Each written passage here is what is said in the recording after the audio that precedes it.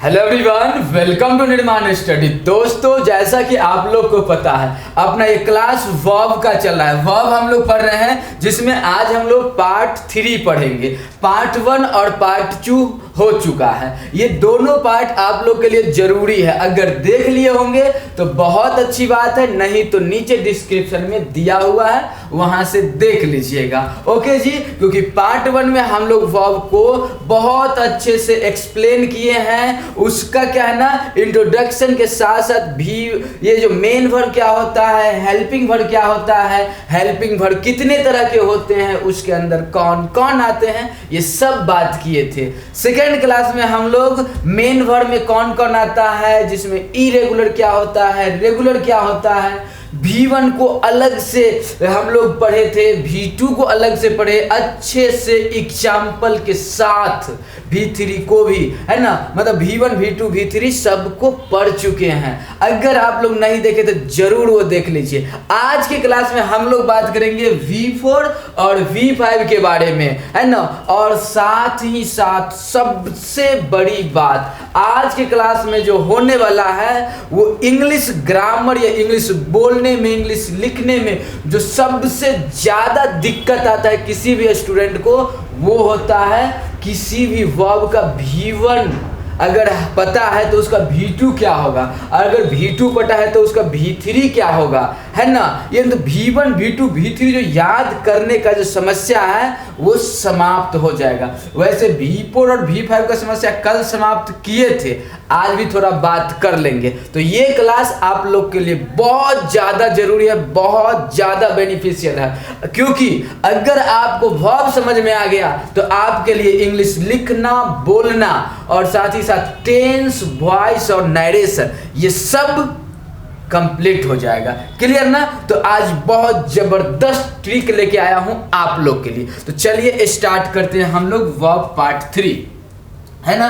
देखिए पार्ट 3 में हम लोग देखेंगे V4, क्योंकि V1 V2 V3 पढ़ चुके हैं। तो V4 के बारे में जरा बताइए, V4 के बारे में क्या दिया हुआ है। It is the fourth form of the verb. ये क्या है, वर्ब का चौथा रूप होता है। V4 क्या होता है जी, वर्ब का चौथा रूप होता है। वर्ब में चौथे नंबर पे V4 आता है। दूसरा है नो सिंगुलर नो प्लूरल, मतलब बात समझ में आ गया। V4 लगाने के लिए हम लोग को सब्जेक्ट सिंगुलर है या प्लूरल है ये देखने की जरूरत नहीं है। मतलब सिंगुलर सब्जेक्ट के साथ भी V4 लगा सकते हैं और प्लूरल सब्जेक्ट के साथ भी V4 लगा सकते हैं। मतलब ही के साथ भी V4 आ सकता है, दे के साथ भी V4 आ सकता है, रवि के साथ भी V4 आ सकता है, रवि एंड रोहन के साथ भी V4 आ सकता है। मतलब सिंगुलर प्लूरल का समस्या खत्म। नेक्स्ट तीसरा पॉइंट है it is the continuous form of the verb. हाँ, V4 का यूज तब करते हैं जब वर्क के कंटिन्यूटी को दिखाना हो, जब काम के, जब कार्य के कंटिन्यूटी को, काम हो रहा हो को दिखाने के लिए, जैसे वो पढ़ रहा है, वे लोग खेल रहे हैं, मैं दौड़ रहा हूँ, वो लड़की हंस रही है, ये वर्क के कंटिन्यूटी को दिखाने के सेंस में हम लोग V4 का यूज करते हैं। तो 3 पॉइंट समझ में आया क्या, जो चौथा रूप होता है। दूसरा जो देखिए सिंगुलर प्लूरल का कोई चक्कर ही नहीं है। और तीसरा ये तब आता है जब वर्क का कंटिन्यूटी हो, जब काम के कंटिन्यूटी को दिखाना हो तो, है ना। उसके बाद क्या है, it is the ING form of the verb. हाँ, जब V1 जो अपना होता है ना, V1 में जब ING लगाते हैं, V1 में जब ING लगाते हैं तो वही V4 बन जाता है। कल हम लोग बात किए थे ना, जो देखिए भैया CUT कट में ING लगाएंगे तो कटिंग बन जाएगा, है ना। CUTTING, है ना। डबल T इसलिए लिखेंगे क्योंकि कल भी बताए थे, अगर किसी वर्ब का लास्ट लेटर कंसोनेंट हो और उससे जस्ट पहले केवल एक वॉवेल हो तो उसमें V4 लगाते समय उस कंसोनेंट को डबल बार लिखेंगे।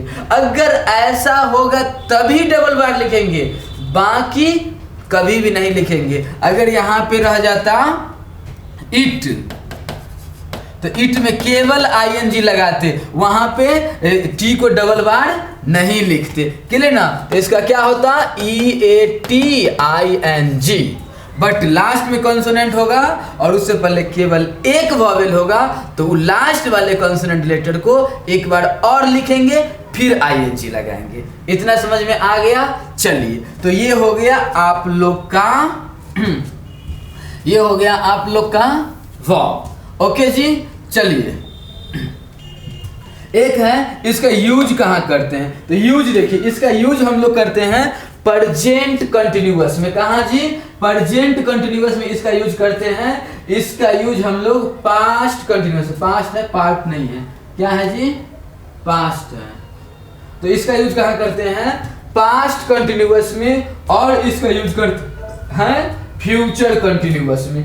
3 टेंस में कर, प्रेजेंट कंटिन्यूअस में भी करते हैं, पास्ट कंटिन्यूअस में भी करते हैं, और फ्यूचर कंटिन्यूअस में भी करते हैं। बात समझ में आ गया? अरे भैया, कोई बात अगर प्रेजेंट में, वर्तमान में हो रहा हो को बता रहा हो, तभी V4 लगा सकते हैं। अरे भैया, जब बाद में दादा के टाइम में ही, पहले, बहुत पहले दादा के टाइम में, पापा के टाइम में ये काम हुआ करता था, तो वहां भी हम लोग V4 लगाएंगे। क्लियर ना? वहां भी हम लोग V4 लगाएंगे। अरे अभी तो नहीं हो रहा है, बट अपना छोटू जब आएगा उस समय ये काम होता हुआ रहेगा, है ना? वहां भी लगाएंगे। मतलब प्रेजेंट में कोई वर्क हो रहा है तो भी V4, पास्ट में कोई वर्क हो रहा हो था उसमें भी, और आगे चल के अगर हो रहा होगा तो भी V4 लगाएंगे। ये बात समझ में आ गया होगा। चलिए अब देखिए, प्रेजेंट कंटिन्यूअस में हम लोग V4 से पहले ISMR लगाते हैं, M है, ISMR लगाते हैं। पास्ट में कंटिन्यूअस V4, पास्ट में V4 लगाने से पहले वाज वर्ड लगाते हैं, है ना? क्योंकि पिछला वीडियो में हम लोग एक बात किए थे ना, ISMR वाज वर्ड का वीडियो आया था, पूरा देखा कीजिएगा रेगुलर, तो बहुत अच्छे से समझ में आ जाएगा। इंग्लिश बहुत आसान होता है, समझे? बस थोड़ा बिलीव चाहिए और पैसेंस चाहिए, खुद बिलीव हो जाएगा यार, इंग्लिश बहुत आसान है। देखिए, फ्यूचर कंटिन्यूअस, फ्यूचर का बात अगर हो कंटिन्यू का, तो वहां पे हम लोग विल शैल के बाद बी और V4 का यूज करते हैं। ओके जी, चलिए, ऐसे थोड़ा समझ में नहीं आ रहा होगा तो क्यों ना एग्जाम्पल के थ्रू समझ लेते हैं।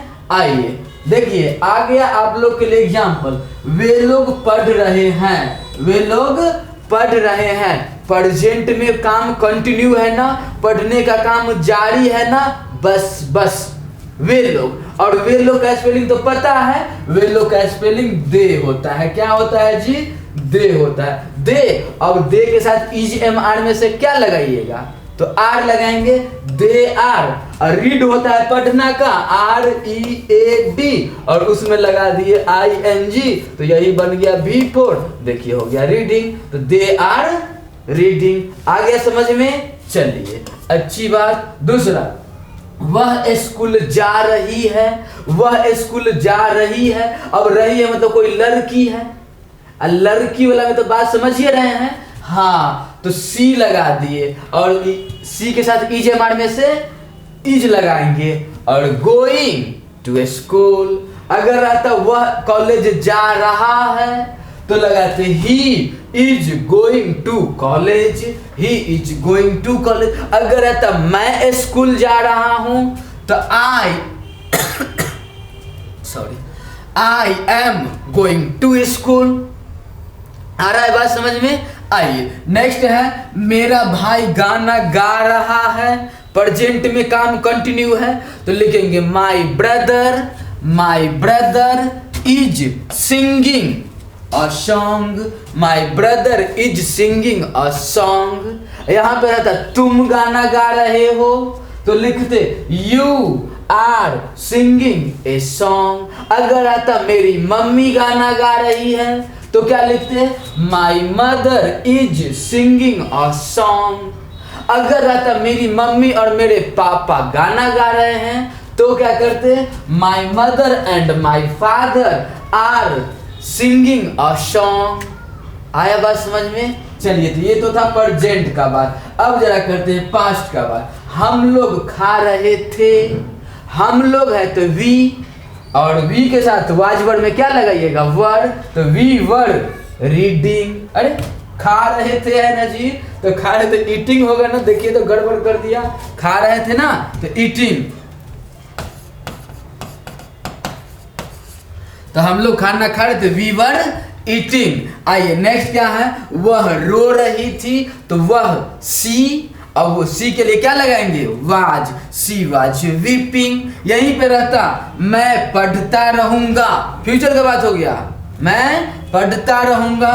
तो आई शैल बी रीडिंग, है ना, क्योंकि आप लोग को पता है आई और वी के साथ शैल का यूज करते हैं, बाकी सब के साथ विल का यूज करते हैं। ओके जी। आइए नेक्स्ट है नीचे, वह रोती रहेगी, मतलब रोने लगेगी तो फिर किसी का सुनेगी नहीं, तो वह रोती रहेगी। तो सी विल बी वीपिंग। क्या आ गया बात समझ में? आइए, तो हम लोग को ये समझ में आ गया V4 अच्छे से। अब V5 देखिएगा। आइए देखिए V5 के बारे में देखते हैं। It is the fifth form of the verb. V5 क्या होता है? वर्ब का 5वां रूप होता है। क्लियर ना? मतलब 5वां अंतिम रूप क्या होता है? V5 ही होता है।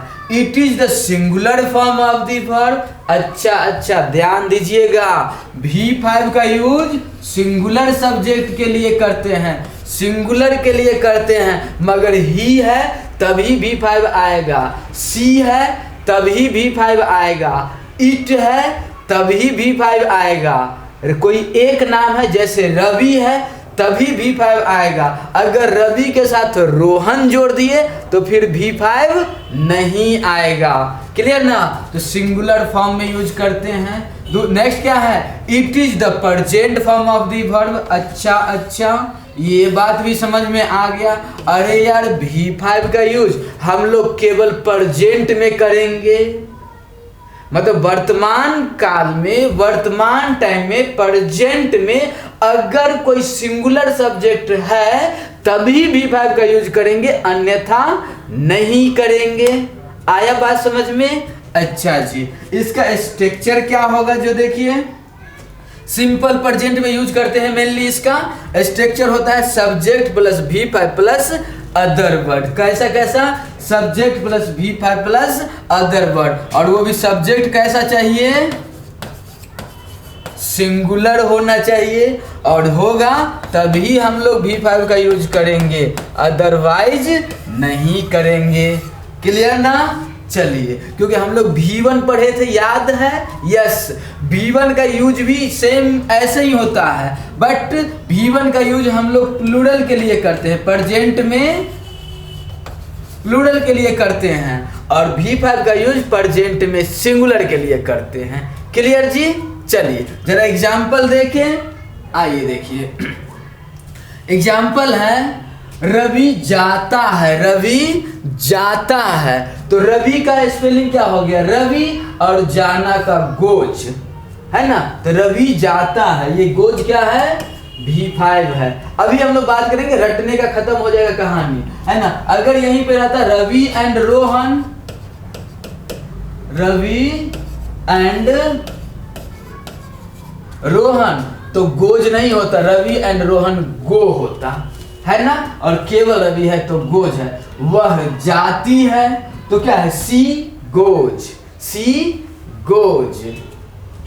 मेरे पापा दिल्ली जाते हैं, तो मेरे पापा कै गो होते हैं जी? एक होते हैं ना, सिंगुलर होते हैं ना। यस, अब देखिए यहाँ पे याद रखिएगा सब्जेक्ट कौन है पता है? माय फादर, दोनों। अब आप लोग में से कोई कहता है क्या है पता है? सर जो अगला है वो सब्जेक्ट है, माय सब्जेक्ट है। कोई क्या कहता है पगला पता है? कोई कहता है फादर सब्जेक्ट है। ये सब गलत बात, ये सब भूल जाइए। सीधा जिसके बारे में सेंटेंस में बात हो, what ever is told about the other word in a sentence, it is called subject. चाहे एक हो चाहे 10 हो, अगर जिसके बारे में बात होगा वो सब्जेक्ट होगा। तो मेरे पापा के बारे में बात हो रहा है तो my father goes to Delhi, है ना। यस, पापा एक होते हैं इसीलिए V5 लगाते हैं। कहाँ जा रहे हैं तो दिल्ली जा रहे हैं। कहीं भी जाने के लिए याद रखिएगा टू का यूज करते हैं। मार्केट जाना है टू मार्केट, सिनेमा देखने जाना है टू सिनेमा, दिल्ली जाना है टू दिल्ली, पटना जाना है टू पटना, स्कूल जाना है टू स्कूल। आया बात समझ में? आइए आइए नेक्स्ट एग्जांपल। मेरा भाई खेलता है, मेरा भाई एक का बात हो रहा है तो माय ब्रदर प्लेज। अगर यहीं पे रहता मेरे भाई लोग खेलते हैं तो क्या करते पता है? My brothers play, my brothers.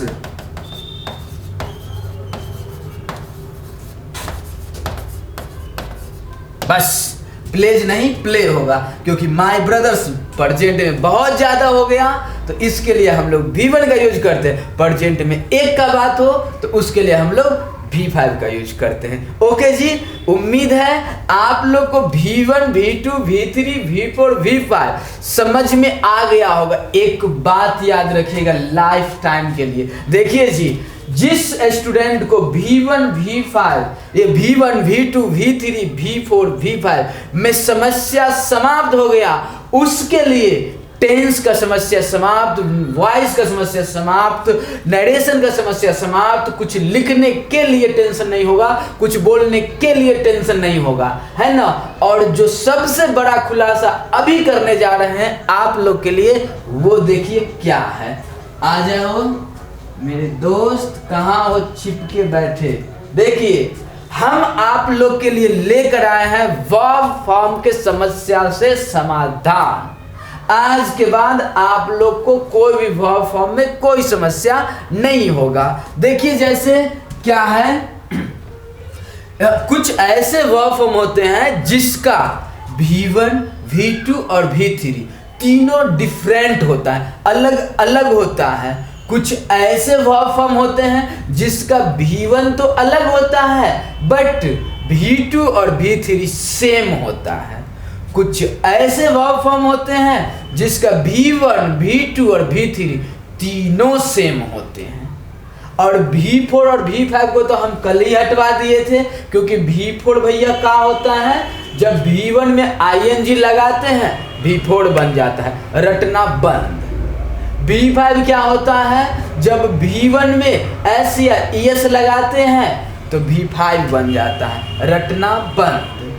अब रह गया था मामला V1, V2, V3 में, तो वो भी समाप्त अभी कर देते हैं। देखिए जैसे ये आप लोग को कुछ वर्ड यहाँ पे दिया हुआ है, इसको अगर आप याद कर लिए, केवल इसको याद कर लिए, तो इससे बाहर दुनिया में कोई वर्ब ऐसा नहीं मिलेगा जिसका तीनों डिफरेंट हो। क्योंकि मैं पूरे अच्छी तरह से शिद्दत से आप लोग के लिए ये कंटेंट तैयार किए हैं, तो आप लोग इसको जरा स्क्रीनशॉट ले लीजिए, घर पर शांति के साथ जरा पढ़िएगा, आप लोग को याद हो जाएगा। जरा इसका स्क्रीनशॉट लीजिए। तो क्या है, बस इतना है, बस इतना है। ओके जी, चलिए तो कौन कौन है देखिए आपका 1, 2, 3, देख रहे सबका अलग अलग है। 4, 5, 6, 7, 8, 9, 10, 11, 12, 13, 14, मतलब ये सब इतना, बस ये सब क्या है आप लोग का इतना ही है, इतना ही है। बस आप लोग घर पे शांति के साथ बैठ के एक बार देख लीजिए, जो देखो भैया बस इतना याद हो जाए। और सब इजी इजी है, इजी इजी, हम लोग सबको बचपन में ही पढ़ चुके हैं, है ना। बस इतना है, तो ये सब को याद कर लीजिए। इससे बाहर एक भी वर्ब फॉर्म नहीं मिलेगा जिसका तीनों डिफरेंट हो। खत्म कहानी। चलिए ये कहाँ था, ग्रुप ए में था। अब आप लोग को के लिए लेकर आते हैं ग्रुप बी, जिसमें क्या है, V1 तो अलग है बट V2 और V3 दोनों सेम है। देखिए इसमें कौन कौन है, देखिए तो बस इतना है। LOSE lost lost. देखिए एक अलग है, देख रहे हैं, बस V1 अलग है, V2 V3 सेम है, V1 अलग है, V2 V3 सेम है, V1 अलग है, V2 V3 सेम है, V1 अलग है, V2 V3 सेम है, V1 अलग है, V2 V3 सेम है, बस इतना, इससे बाहर एक भी नहीं। चाहे दुनिया का किसी भी एग्जाम की तैयारी करते हो, UPSC, bank, PO, CGL, mains, है ना, चाहे बचपन का क्लास हो, चाहे बुढ़ापे में यूज करना हो, कभी इससे बाहर नहीं आएगा। बात समझ में आया? चलिए जी, तो बस इतना याद हो गया, स्क्रीनशॉट जरूर ले लीजिए। आइए ग्रुप सी देखते हैं। ग्रुप सी जो है उसमें तीनों सेम है क्या है? तीनों सेम, बस प्रोनाउंसिएशन थोड़ा बहुत उल्टा पुल्टा होता है, बट तीनों सेम। देखिए ना, bet bet bet, cost cost cost, cut cut cut, hit hit hit, hurt hurt hurt, bust bust बस, है ना, बस इतना ही है। तीनों सेम, तीनों सेम, और इससे बाहर एक भी नहीं। बिलीव्स मूव्स माउंटेन, है ना, अगर निर्माण के साथ बिलीव से जुड़ गए तो इंग्लिश में तूफान मचा दीजिएगा आप। ओके जी, तो विश्वास के साथ बस इतना घर पे याद कर लीजिए, इससे बाहर एक भी नहीं आएगा।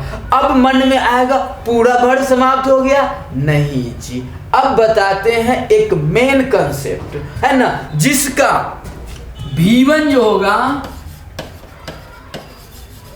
उसमें क्या करेंगे? ईडी लगा देंगे। क्या करेंगे?